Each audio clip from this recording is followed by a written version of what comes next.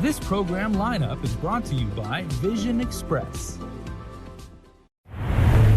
KUAM TV8, first on Guam.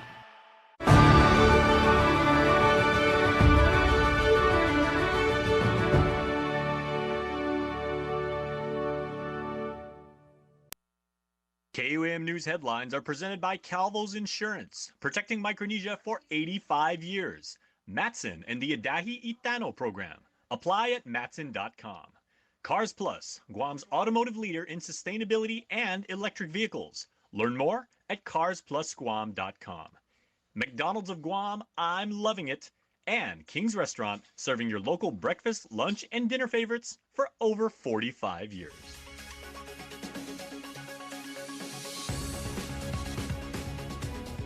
Ahead on KUAM News Primetime. One suspect is dead and another now in custody. KUAM brings you team coverage of the Tumon tragedy as authorities make a major break in the case overnight. I'm Julian Hernandez with a report and how suspects are no strangers to law enforcement. And our team coverage brings us to the Korean consulate, who's been in close contact with the victim's family. The suspect's capture bringing some sense of peace for the grieving wife. And Matsuki Horiyama with the details coming up. 16 private attorneys on Saipan are opposing proposed legislation that would give the Sinamay Attorney General subpoena powers. I'm Tomas Manloña with a full report, as they say it could lead to an abuse of power.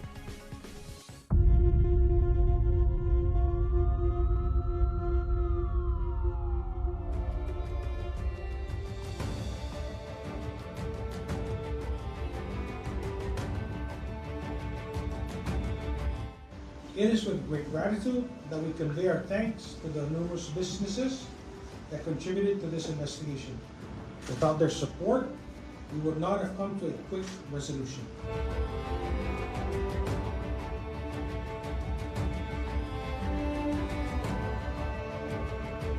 The last word she spoke was, "I will not forget the grace extended to her." Once that's been vetted with the Attorney General's office, then we will be prepared to pay that reward. 7 days since a Korean tourist celebrated his retirement, choosing our island paradise as his destination. Instead of a return home to share his experience, his widow returns home with his ashes. The family still grieving their loss. Justice is in motion. Overnight, authorities catching the getaway driver in that deadly armed robbery. The alleged shooter turning the gun on himself the moment police were about to take him in. Half a day and good evening. Welcome to KUAM News Primetime. I'm Nick Delgado. And I'm Destiny Cruz. Thank you so much for making us a part of your day. We'll break in the case for Guam police moments after KUAM released the image of the surveillance that captured the suspect's silver Toyota 4Runner in Tumon. It was a night of chaos as authorities executed search warrants to track down the two men accused in the deadly shooting of a Korean tourist. Tonight, your news leader brings you team coverage of the Tumon tragedy, from how authorities were able to solve the case to details about the suspects. Also, will the concerned citizen who tipped police get the reward? We also speak with the Korean consulate office today to find out more about the victim's family. First, we lead off with more on the capture unfolding overnight. A quiet Tuesday night in Zotnya turned chaotic. Guam police executing a search warrant at the game room in the village. Jeremiah Camacho is the security guard. He recalls seeing Stefan Camacho inside the building ahead of his encounter with officers. You said you saw the driver? Yeah, he was clean. Stefan is the alleged getaway driver in the January 4th Tumon armed robbery that unfolded before the second suspect shot and killed the victim, a visitor from Korea. The game room security guard says he did not know Stefan. He also recalls the moment he walked out of the restroom and came face to face with police. I heard something outside. I thought it was fighting, but it wasn't. So when I opened the door, I saw all the undercovers. They told me to get down on my knees and put my hands behind my back. So I did. There were undercover cops in here? Yeah. Were they in plain clothes? Black. Okay. And what happened next? And then after that, they were telling me to stay down. And then, how do you call that? And then they told me, or they're like asking me questions. A startling moment as he was on duty to keep the establishment safe. What was going through your mind at that moment? Oh, that moment when it happened, I thought I was gonna get shot at and stuff. Like, what did I do in my head? I was thinking, what did I do? And then I got scared. Scared and unaware the customer he saw playing earlier was wanted by police. Minutes later, he realized what investigators were doing at his work and who they were looking for. This is not the night you expected. Yeah, my first time being in this situation and stuff. Yeah. Yeah. Do you feel fear or like what's going through your body right now? Like how you feel? The suspect's car, this silver Toyota 4Runner, was impounded from the game room parking lot. It's the SUV authorities were searching for after getting video surveillance from about 20 businesses in Tumon. Police Chief Stephen Ignacio. We've had information, but as you understand, this is a very ongoing investigation, and so we hold information close to ensure that suspects don't get tipped off. They may start to destroy evidence, or they may go underground and hide. But the second suspect, Kyoki Santos, apparently had a plan of his own that did not include getting taken into custody. While police converged on a vehicle parked at a residence where the second suspect was located, a single gunshot was heard from within the vehicle. Upon approach, police officers located the second suspect, who was deceased from an apparent single gunshot wound discovered to be self-inflicted. So that gun that was found on the second suspect that is deceased could be the murder weapon? We're not sure yet, but there may be information that it may be. Yeah, but again, there's other scientific examinations that we conducted to see if there's a direct correlation between the two. Meantime, police have since recovered the stolen purse, credit cards, and other items the suspect tossed in Harmon following the shooting.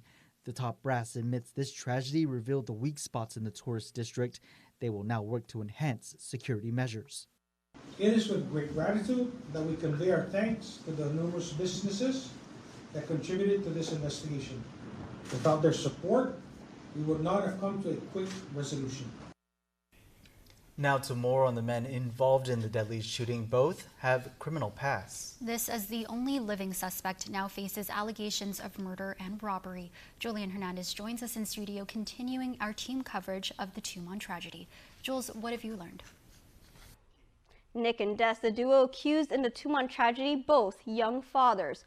Photos on social media show them with their families each, with bright smiles on their faces. That reality now overshadowed by what both allegedly did in Tumon last week, when their actions cost the life of an elderly visitor from Korea. Here's a look at the suspects police tracked down overnight in Zotnya. 28-year-old Kyoki Jr. Santos and 26-year-old Stefan Keanu Paulino Camacho are both who Guam police have pinpointed in the January 4th armed robbery on Gun Beach Road in Tumon. Santos is the alleged shooter. He was found dead in a parked car in Zotnya Tuesday night. Investigators say he died by suicide. This leaves a hole in the investigation, as authorities will never get to hear what drove Santos to target the victim and pull the trigger. Authorities say Camacho is the alleged getaway driver. He brought police to an area in Harmon after being taken into custody Tuesday to show officers where they ditched the stolen items. Camacho is being held in the Department of Corrections prison after being arrested on suspicion of aggravated murder, aggravated assault, robbery, conspiracy, use of a deadly weapon, criminal facilitation, guilty by complicity, and reckless conduct. The Attorney General this afternoon confirms prosecutors have decided to file charges against Camacho on Thursday. That's when he could appear before a Superior Court judge. AG Doug Moylan stating their decision was to make sure that justice, especially considering the amount of information provided in the GPD police reports, which includes video surveillance footage and GPD officers continuing to complete their written reports to be submitted to the AG's office. Moylan adding, our team of prosecutors, investigators, and support staff continues to work closely with GPD's detectives and officers to ensure that justice is achieved in this ongoing investigation. Police Chief Stephen Ignacio confirms Santos has been on law enforcement's radar before. We have priors in his record. One was possession of a controlled substance, and I need an active warrant for arrest as well. Prison records show Santos' criminal history that dates back into 2014 on charges of theft of property, fraudulent use of credit cards, identity theft, and unsworn falsification. He just got out of prison last November. The chief confirms Camacho is no stranger to police as well. Mr. Camacho has prior arrest for assault, disorderly conduct, and along those lines. At this point, do you believe it's this may be drug related? We're not sure yet at this point. Everything is still a fluid investigation and it's ongoing. Even with arrests, police say that investigation could lead them to make more in connection to the case. No word yet if an autopsy will be performed on Santos's body. We'll have more on Camacho's case once it heads to Superior Court. Julian Hernandez, KUAM News. And what a night and past 6 days for the community really here in Guam Des. As well as with investigators. You saw the police department, the officers and investigators with the chief of police huddled around inside their Chiefs headquarters there. That was just before midnight. Right. And you were on the ground, boots on the ground. So can you kind of tell us a little bit about how your night unfolded? Yeah, so you saw there, we made our way down to Zonya, and that was already after the active crime scene there, where police had already cleared up and even taken a suspect vehicle out of there and towed it back to their evidence area. But it was just long from being tipped off about police finding the area where those suspects were located. I think we were told it was just after 7 o'clock last night, so after our newscast yesterday, and then having to head down there to see. It was already nighttime when many people were already probably tucked away in bed for those early risers, right? Right. But the road's pretty clear. It was a rainy night out there, but police, no doubt, they had a lot in front of them. And even seeing that witness that you saw in the first story, he had a lot to say, and he seems like he was still pretty flustered and confused over what happened. Right. He noted that he was actually shaking. So, I mean, of course, even seeing that the car being towed away from the game room, it's a lot to take in, definitely. Yeah, and this security guard, too, new on the job, had only been there a couple of weeks, so it was tough for him to even articulate how he was feeling. But no doubt I can see no matter who you are, be frightful, fearful to walk out of the bathroom at your job and just see the spread of police officers, the undercover cops there telling you to get on the ground, unknowing to what would happen next. And he explained it well. He wasn't sure if they were coming for him or if he would even be shot at that moment. So, wow. Well, definitely great get there. Yeah. And continuing our team coverage from the capture of the suspects to their criminal past, many in the community are asking, what about the $50,000 cash reward that was offered? Yeah, we were seeing many of those in the comments, of course, with the stories that we've been posting on this investigation, as well as that live stream we brought you. It's right now on Facebook for KUAM's Facebook page. It's a lot of money that motivated the community to be on the lookout, but the payout isn't going to come as quick. That's right. In this next part of our team coverage on the Tumon tragedy, we speak with the Guam Visitors Bureau standing ready to deliver the money. A concerned citizen may be awaiting a $50,000 award from the Guam Visitors Bureau for offering invaluable information that supported Guam police in identifying the alleged murderers of a Korean tourist in Tumon. Guam Police Chief Stephen Ignacio crediting that anonymous source in a press conference following the capture of the suspects wanted in the deadly shooting. Using surveillance footage from various businesses, detectives identified the suspect vehicle as being a 2011 silver Toyota 4Runner. During this investigation, a concerned citizen came forward with information that corroborated information being developed by police. GVB Public Information Officer Lisa Bordalio telling KUAM the tourism agency intends to fulfill the hefty reward following proper verification. Once there is a conviction, then we will wait for the Attorney General's office to verify that person's information directly led the investigators to the capture and the conviction.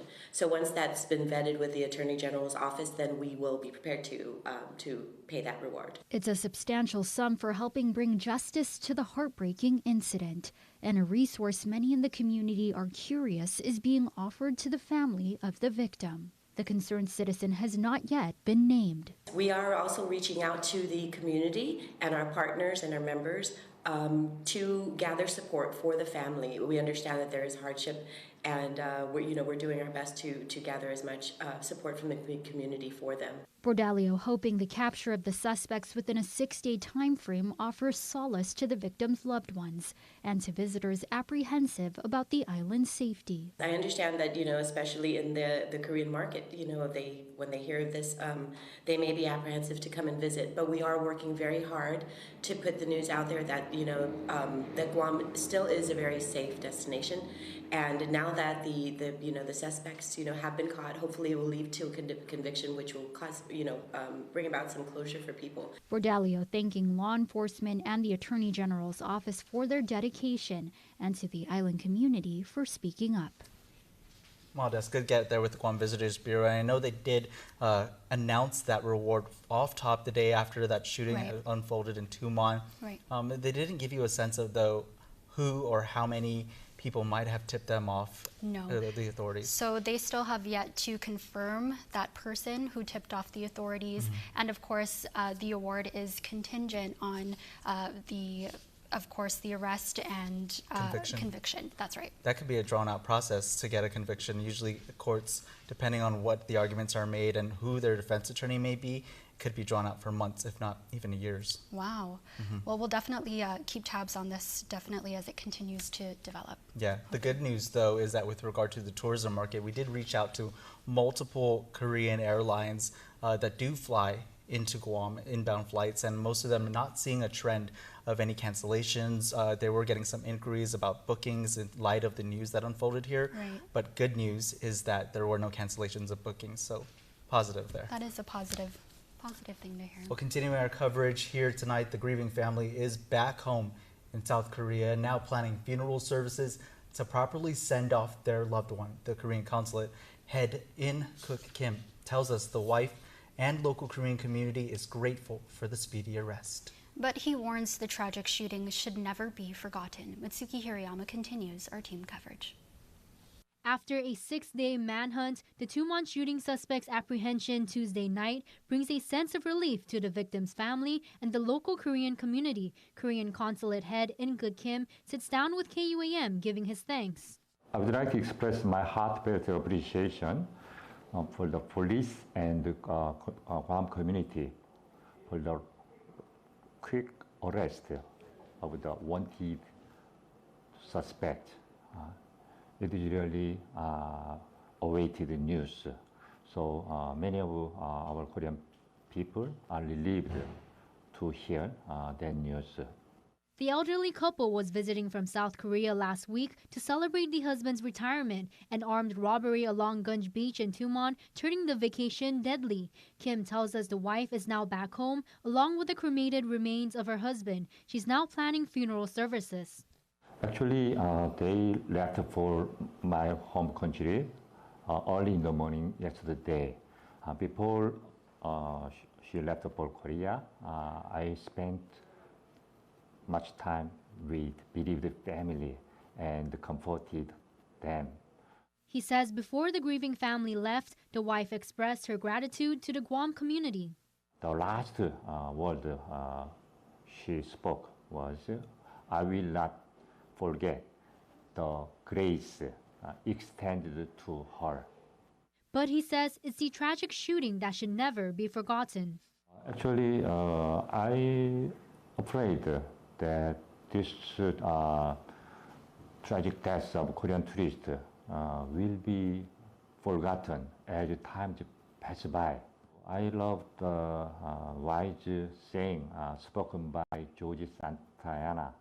Those who don't remember the past are doomed to repeat it. He promises the Korean consulate will be working together with the Guam Visitors Bureau, Guam Police, and local government to ensure the island is safe. I want this tragic death should serve as a valuable milestone to uplift safetyness on this beautiful island. Kim leaves us with this message for Korean visitors, ensuring them efforts are underway to make public safety a priority with a priceless lesson learned. 지난 1월 4일 날 있어서는 안 될 아주 비극적인 사건이 괌에서 일어났습니다. 아시는 바와 같이 한국인 관광객이 강도의 총을 맞아서 아까운 그런 목숨을 잃는 일이 발생했습니다. 그래서 이 사건으로 인해서 괌 사회 또 우리 한국 동포 사회도 굉장히 지금 어려운 시간을 보내고 있습니다. 이 슬픈 사건이 잊혀지지 않고 앞으로 좀 더 안전하고 또 좀 더 우리 관광객들이 생활하기 쾌적한 곳으로 만들기 위해서 저희 공관은 또 한국 동포들과 또 괌 지역사와 협력해서 열심히 노력하도록 할 예정입니다. An added push in hopes for a safer and more comfortable Guam. Mitsuki Hirayama, KUAM News.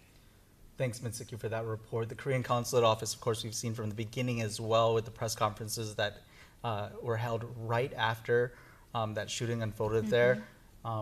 So you see how important role that they play alongside the government of Guam officials. Last night at the press conference at the Guam Police Department, the chief of police did tell me that he is staying in constant contact with the Korean Consulate Office because that's his line of communication to speak with the victim's family back in Korea to share with them any updates of the investigation and the status of the case as well, because it is ongoing. Definitely. And, even speaking to local Korean business owners here, of course, the incident made big news in Korea. So I'm hoping that this is bringing some relief to the community, to the family, of course, as well. Yeah, we're noticing some of those reactions and responses from many of you, of course, online. Definitely. And speaking of reactions, so many of you have all been sharing your input on the Tumon tragedy just these past few days. The responses even coming from Adelie. Here's Acting Governor Josh Tenorio addressing the public following the arrest.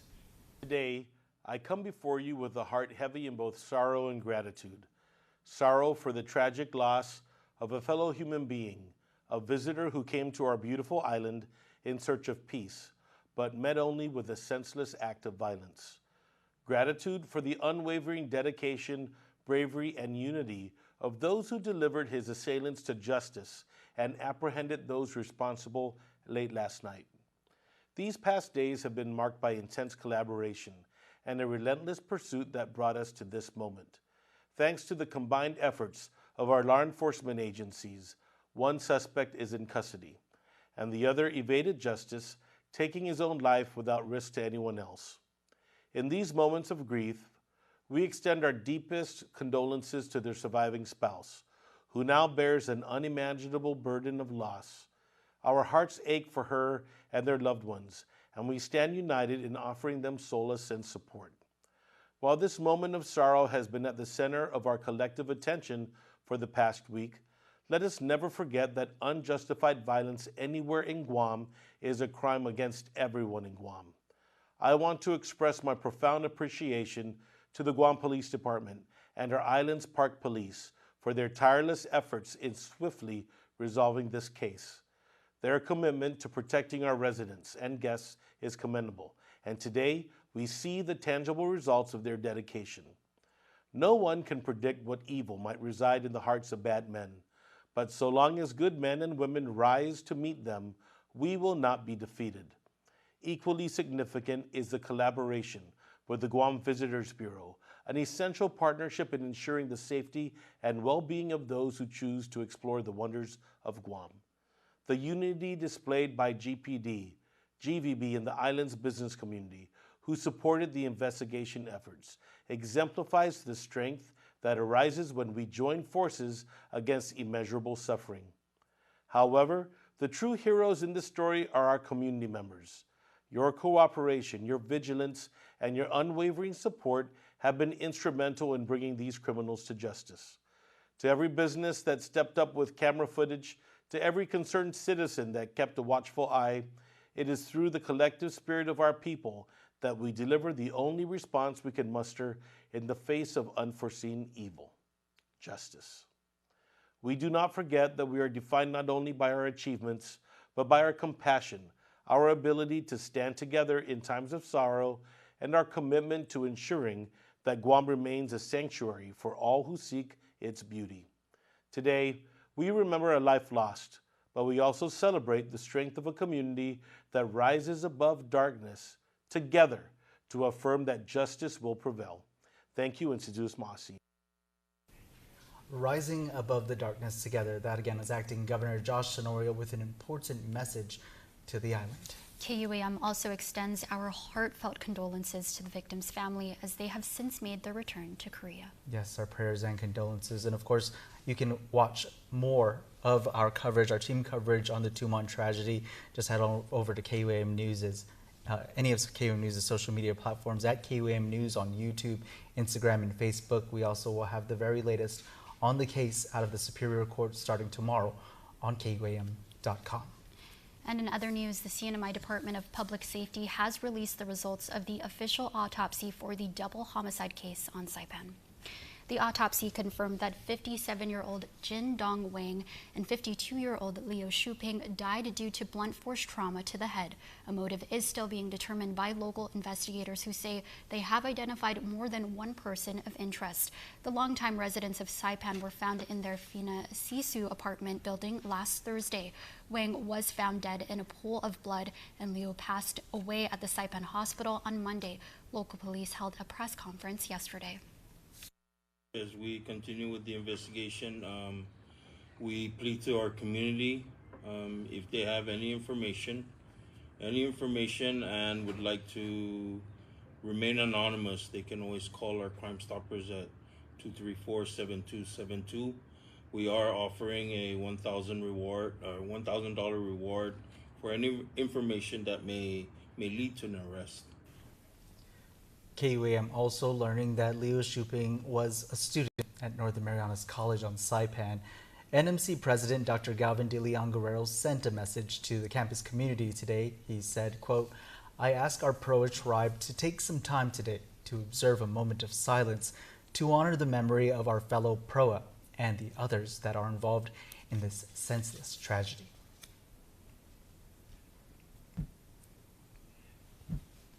A burglary caught on camera at a local karaoke bar in Upper Tumon.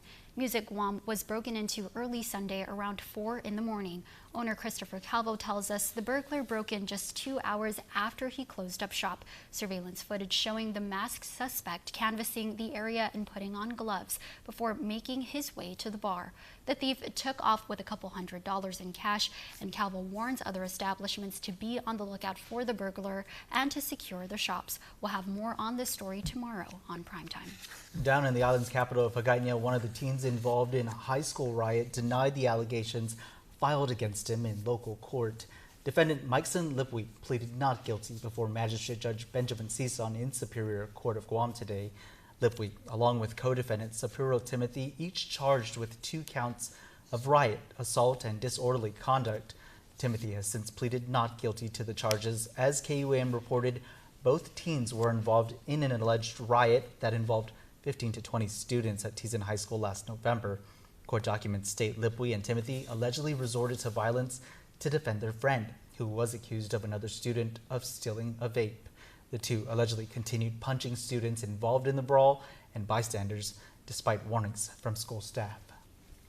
What a reminder there, Des, also of the school violence that's unfolded in recent weeks in the public school system, and the efforts now from our Attorney General's office to our senators, ADLOOP, and everyone else involved to address the violence for our children. Definitely, definitely. And I know you reported also that there's a workshop coming up with education board members, so we look forward to hearing more on that. Definitely, and we will keep you all posted as this continues to develop. Definitely want to put a stop to student violence. Yeah, just check out KUAM.com. Time for a quick break, but keep it here. You're watching KUAM, your leader in local news. KUAM TV8 is now streaming live on Peacock. Expected to participate in the parade. Get your local news and weather at home or on the go. Building a home on Guam just to make sure it's stifling. Plus your favorite NBC shows. From Today to The Tonight Show, live. We're so happy that you're joining us. You guys ready for this? And so much more. The OGs are back. Oh, what a treat. All in one place. Streaming now on Peacock. A space that fits your diverse lifestyles. Simple, yet sensuous. It is a perfect form, a streamlined silhouette.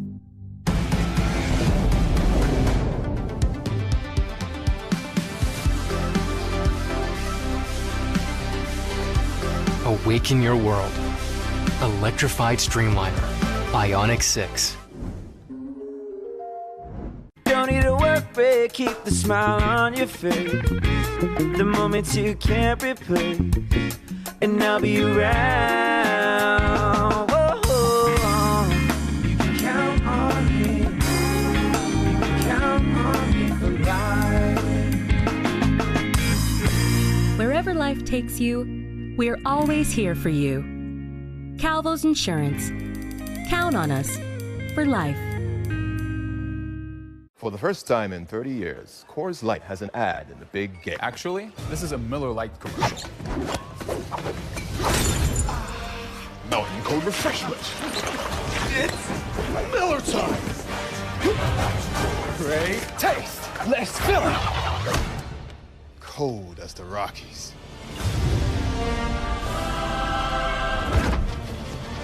Coors commercial. Miller commercial. Actually, it's a Blue Moon commercial. Zoom Zoom! 'Tis the season for speed, and Docomo Pacific is putting prepaid customers in the fast lane. Starting November 3rd, 2023 to January 31st, 2024, every $5 prepaid card purchase from a participating store gives Docomo Pacific customers a chance to win a brand new Mazda 3. So load up at participating stores and drop off your entry to any Docomo Pacific retail store. Docomo Pacific, better together. Some conditions apply. Visit DocomoPacific.com for details.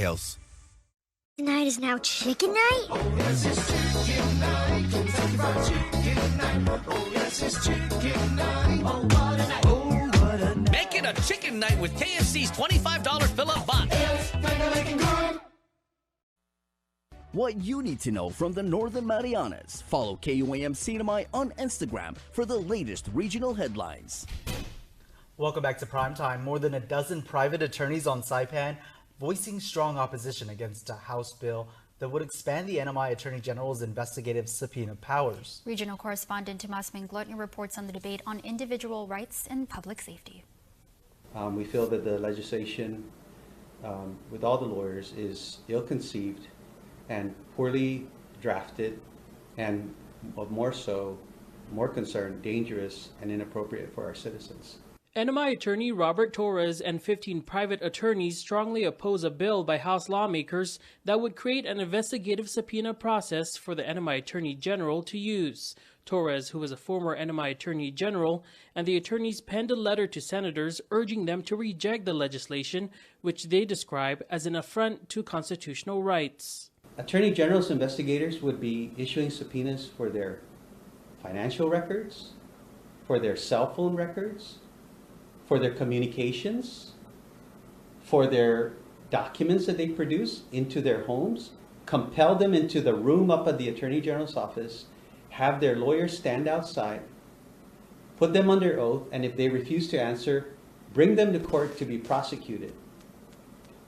What citizen, including members of the legislature, would be comfortable and trust that much law enforcement authority? Senator Selena Babauta is the chair of the Committee on Judiciary, Government, and Law. Babauta plans to introduce a Senate substitute version of the bill that addresses some of the concerns next week. She said in a statement to KUAM, the bill is not about giving unchecked power to one agency. She added, the substitute bill ensures that the authority to issue subpoenas will have judicial oversight and must be approved by a judge, ensuring they comply with legal requirements and are not issued arbitrarily. Babauta said, a robust justice system requires a balance between individual rights and public safety. But there are still objections. Charity Hudson is a private attorney who signed the letter. She's also president of the NMI Bar Association. It could work, right? If there were a grand jury process, or if there was some other process set up to where there would be an adequate basis for an investigative subpoena. I think the big issue here is that there's this verbiage that this is a process that is in every jurisdiction, and that it's ridiculous that the AG doesn't have subpoena power, but the fact is that he does have subpoena power. And that's when there's a criminal case, if you're trying to get a search warrant, or if there's actually a criminal case filed, then you do discovery within that process. And so the issue here is really it's specific to investigative subpoenas, which we know that our administrative agencies already have. But giving that unbridled power to one agency without any checks and without any oversight. That's the issue, and I think that in that context, that it should never be something that's proposed or upheld.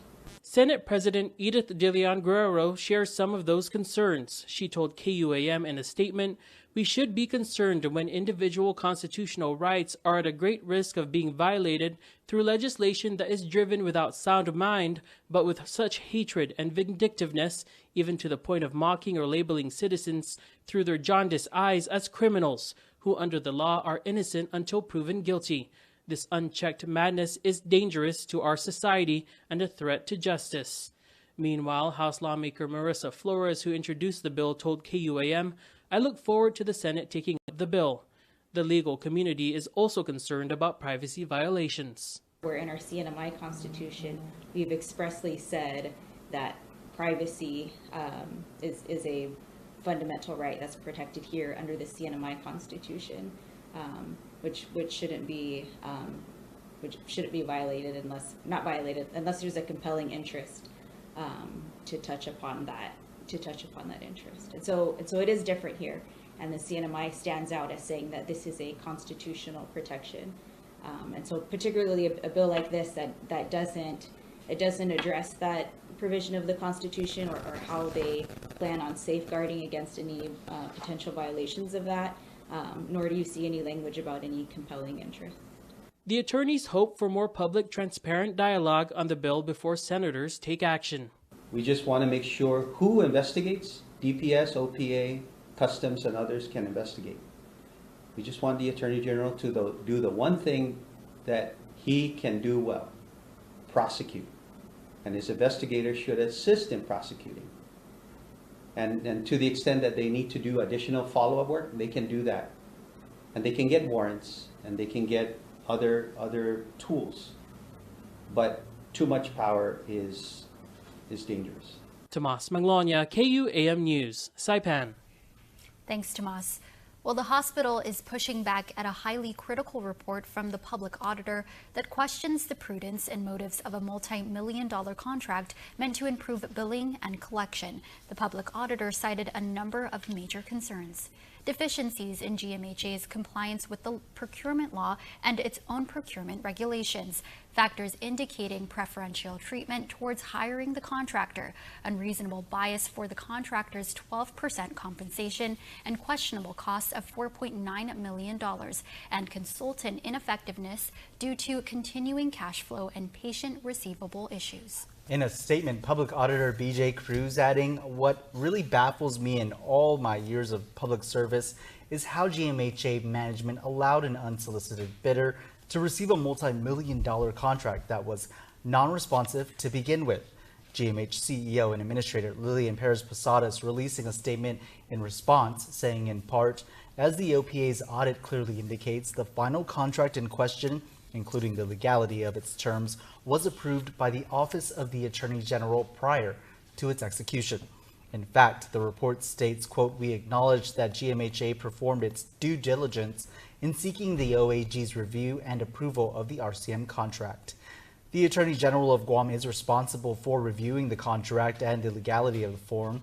GMHA worked with the Office of the Attorney General on this contract, and once it was approved, the hospital acted in accordance with that approval.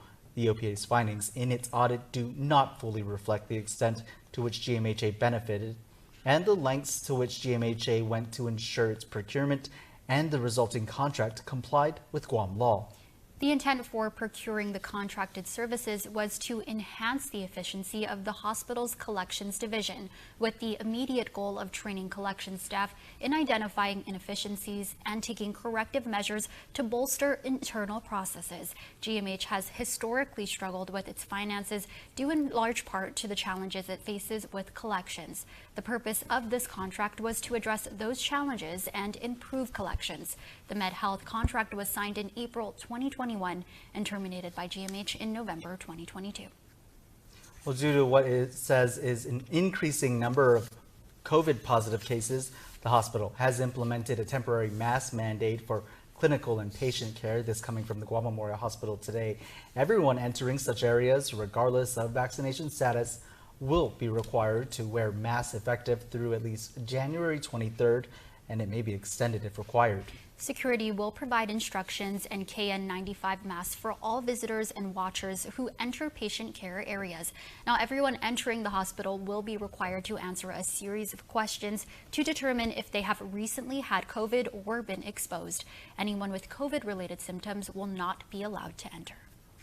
The Guam Department of Labor is preparing to enforce a law that offers protections for pregnant workers at their job sites. It requires employers to provide reasonable accommodations related to an employee's limitations due to pregnancy, childbirth, or related conditions. Nestor Lecanto reports. GDOL is still waiting on the adoption of final rules and regulations, but has put employers on notice that it intends to enforce the law soon. It was actually passed in November of 2022 and was supposed to take effect this past November. Companies are required to make reasonable accommodations related to pregnancy and childbirth unless they can demonstrate it would impose an undue hardship on business operations. Under the law, employers, for example, can't deny employment opportunities, force employees to take leave, or take adverse action because of a reasonable accommodation request.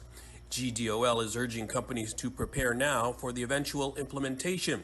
Yoli Padrones is president, and attorney Vince Camacho is president-elect of the Society for Human Resources Management Guam chapter. This law helped broaden our understanding of accommodations in the workplace.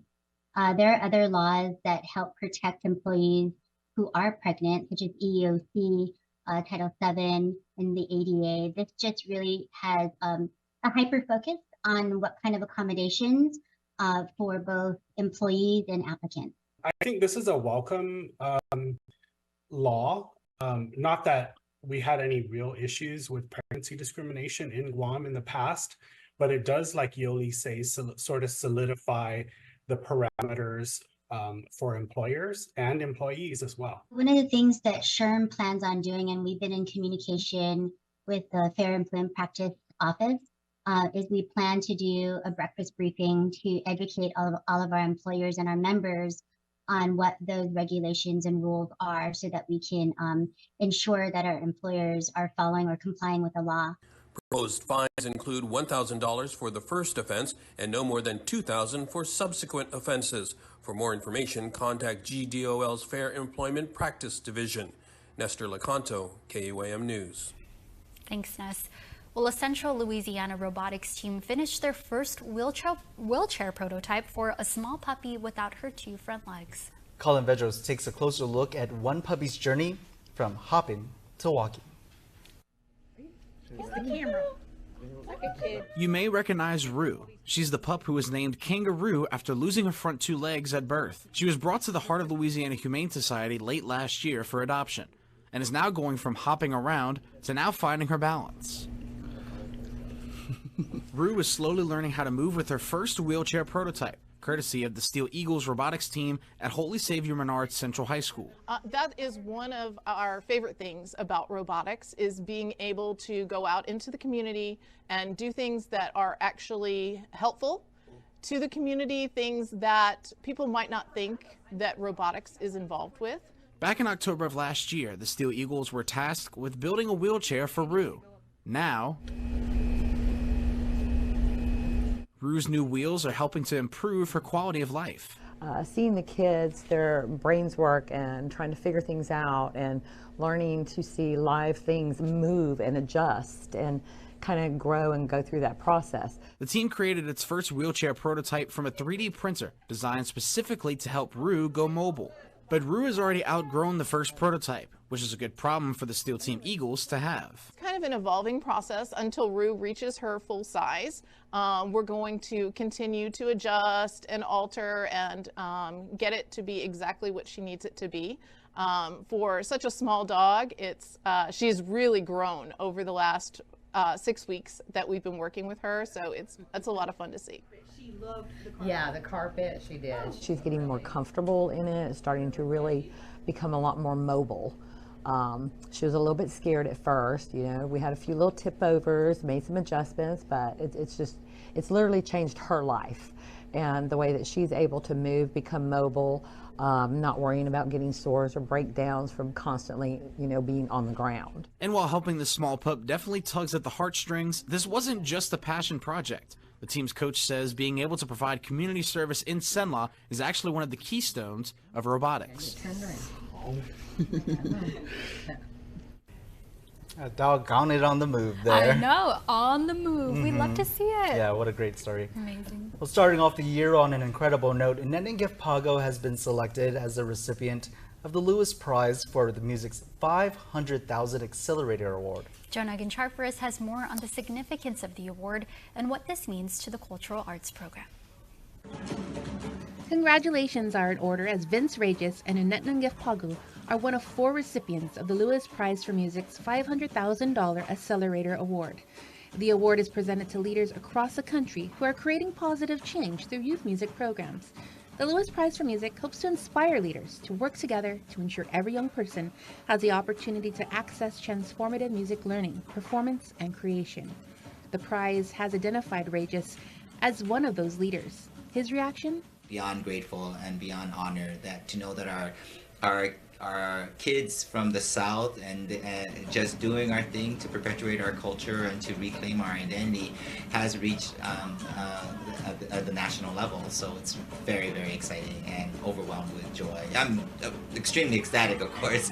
Regis learned about the award on social media and thought it wouldn't hurt to submit an application. Out of 261 applicants from 42 states and territories, Regis was one of 4 selected. I was reading a little bit of the background and I thought, well, I think we can go for this, and because the Lewis Prize for Music really focuses on creative youth development, equity, systems change, and all through the youth and youth programming. And I thought this is very, very exciting, and I think this is kind of what we've already been doing. We just haven't really been able to say this, to put it in that kind of framework.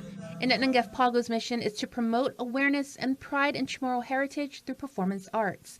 And with such a prize, does Regis have plans? Again, 500,000, that's $500,000.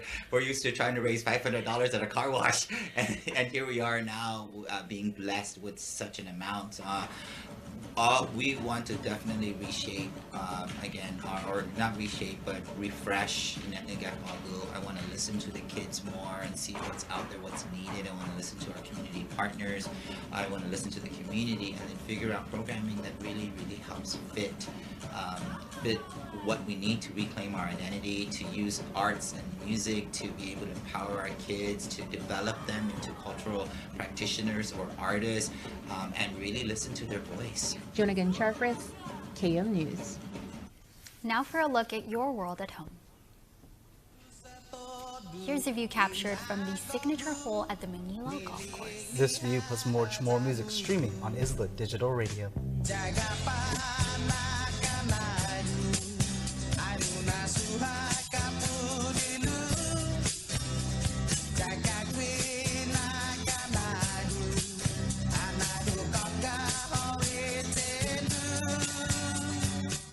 What's better than a cheesy bite? Cheese in every bite.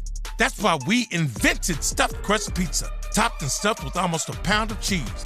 There's only one original, the original stuffed crust pizza from Pizza Hut. No one out-pizzas the Hut.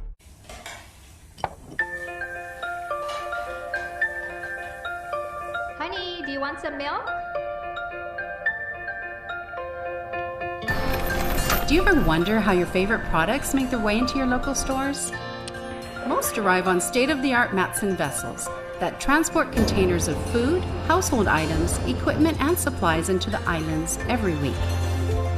Because we know that you depend on us, we work closely with our partners to ensure that our shipments arrive on time, all the time, so you can find your favorite products when you need them. We transport the region's most precious cargo that supports successful businesses and promotes a better quality of life for our families. Matson is proud to have been the hometown shipping carrier for Guam, the CNMI, and Micronesia for the past 25 years, and you can count on us to be here for generations to come. Guam is truly a majestic place with its sheer natural beauty, wealth of beaches, and culturally rich landscape. Unfortunately, Guam has a real problem with unwanted invasive species. Help us in preventing their introduction and spread. The coconut rhinoceros beetle, the little fire ant, the African snail, Siam weed. These are just a few of the numerous invasives on Guam. Follow proper custom procedures when bringing plants and animals into Guam. Help protect Guam. Tell your family and friends about invasive species. To report invasive species, call 475-PEST. Mickey D's McCrispy. Formerly known as the Crispy Chicken Sandwich, now has some respect on his name. Ba-da-ba-ba-ba. Real talk. The Spicy Crispy Chicken Sandwich should have been named Spicy McCrispy from jump. Ba-da-ba-ba-ba.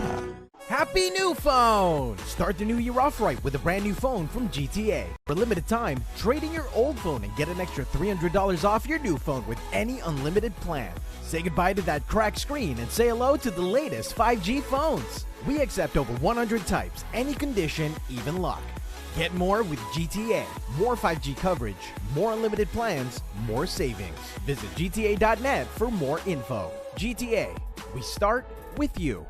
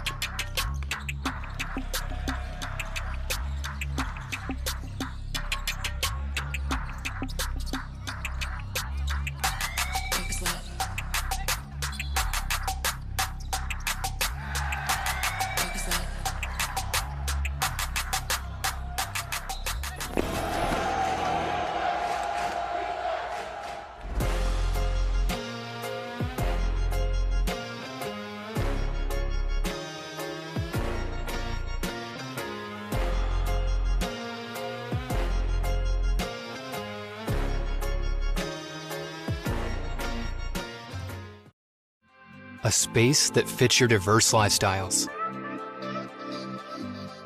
Simple, yet sensuous.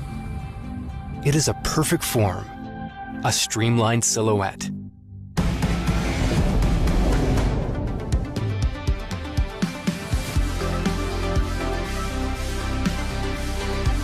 Awaken your world. Electrified Streamliner, Ioniq 6. Guam's auto appearance specialist, Elegant Reflections, has been providing the automotive industry with professional detailing and car care products at its highest quality, from complete detailing, full interior detailing, exterior detailing, headlamp restoration, hand washing, seat and carpet shampoo, engine degreasing, undercarriage cleaning, paint sealant, fabric protection, paint oxidation removal, and so much more. Visit us at our new location. Call 646-5555 for an appointment. Elegant Reflections, Guam's auto appearance specialist, over 20 years of experience. Taco Bell is so good and so cheap. I know, right? I wonder why. What if they know we're broke? What if they're trying to be the good guys? Ah, thanks, Taco Bell!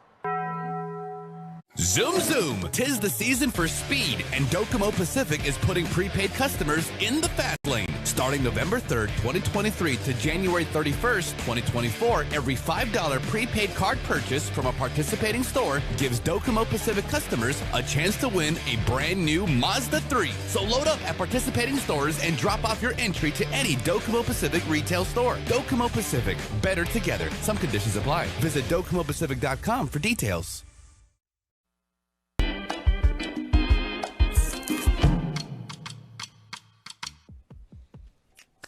Okay, do you like the 1-4-3 chord progression? I'm talking about blues, and that is exactly what's happening on the Bay, because our friends at the Marianas Yacht Club are having Blues by the Bay. This is awesome, all right? Guam's favorite body of water, the Sasai Bay, right? It's happening on January 28th from 4 to 7 p.m. Gates open at 3, so get there soon. They have our best blues musicians. You're going to hear some amazing music. You got some incredible food. There's craft beer from Carabao Brewing, ANZ Wines, a lot more available. Event day tickets are just $20 for adults, $10 for kids, ages 6 to 12. Bring a beach chair and have fun. You know what? Discover the blues. If you're into rock, if you're into any other kind of music, that's fine. But the blues are what you got to do. It's awesome. The Guahan Women's Masters Softball Club is representing us, and they need our help and our support. So won't you go out and consider going to the Junior Community Center from 2 to 6 p.m. on Sunday? $3 a game for a bingo card that can go to help these ladies on the diamond. They are representing us, and they are playing hard. They're training very, very tough. They are getting ready, and so they need our help. So we must absolutely make sure to support them, and good luck to all of the ladies over there. If you are considering a career in construction, head over to NM Tech. If you are in the CNMI, or if you're on Guam, fly up there and you can take part in this as well. It's a pre-apprenticeship program with NM Tech. Classes begin on January the 16th. That is what's happening on Newsbats. Thanks, Jace. Wow, so many events happening ahead of this holiday weekend. You have big plans? No big plans at the moment. How about you? No, but I did see that event that happened up in the CNMI, the Construct Your Path. That's pretty creative and inventive way to get you into a new trade. Okay, Not we me, love though. that. It's birthday wishes time. Here's your Coastal Creamery Birthday Club shout out submitted on KUAM.com.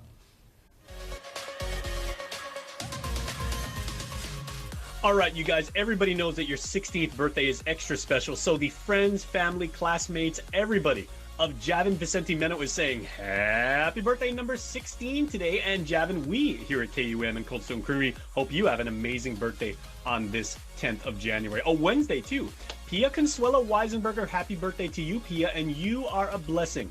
Thank you, your shout-out says, for all you do for your Nina, our family, and God's creatures. May God bless and protect you always, and we love you. From your loving family on Guam, in Bellevue, Washington, and in Portland, Oregon. Hey, there's a lot of Guamanians out there. There's a lot of Chamorros in Washington and in Oregon. So, Pia, you are getting a lot of love from the lives that you have touched. All right.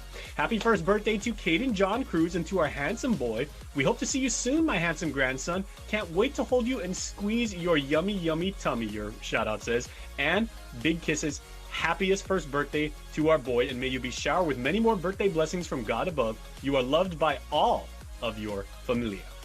And some belated birthday shout-outs, one going out to Maiden Molinos, who celebrates birthday number 15 this year, and Dad, Mama Jofi, and all of your siblings are wishing you the very best. And a double birthday shout out going out to Manuel Akininook and Dorian Jax, aka Dory Pie. Papa and grandson share a birthday, and that is amazing. And to the greatest papa and dad in the whole universe, we hope your day was filled with love and joy and the most ever. You deserve it. And to Dory Pie, happy fun-filled birthday. We love you more than all the letters in the alphabet. That is good. This one comes all the way from California, and your friends and family dare say, we wish we were there to celebrate with you on Guam. We're together always, even if we're apart. Love, love, love, and miss you both. Happy birthday to everyone celebrating out there today. That's your primetime show. Thanks for watching. I'm Nick Delgado. And I'm Destiny Cruz. Have a great evening and stay beautiful.